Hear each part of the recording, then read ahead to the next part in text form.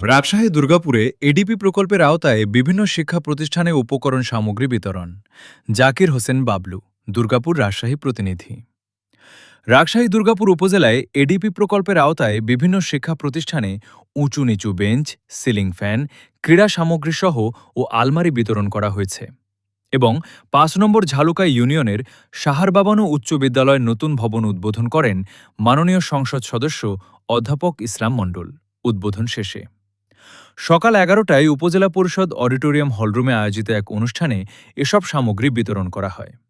উপজেলা সমাজসেবা কর্মকর্তা রাকিবুল ইউসুফের সঞ্চালনায় ও উপজেলা নির্বাহী কর্মকর্তা ইউএনও উম্মে হাবিবা ফারজানার সভাপতিত্বে ২০২৫ থেকে ২৬ অর্থবছরের বার্ষিক উন্নয়ন প্রকল্প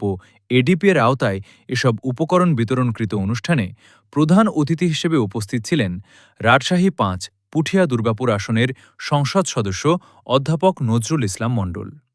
এ সময় বিশেষ অতিথি হিসেবে উপস্থিত ছিলেন উপজেলা সহকারী কমিশনার ভূমি লায়লা নূর তাঞ্জু,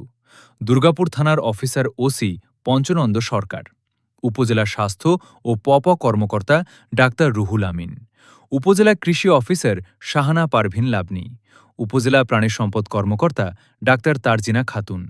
উপজেলা প্রকল্প বাস্তবায়ন কর্মকর্তা পিআইও শামীম আহমেদ, উপজেলা মৎস্য কর্মকর্তা বাবুল হোসেন,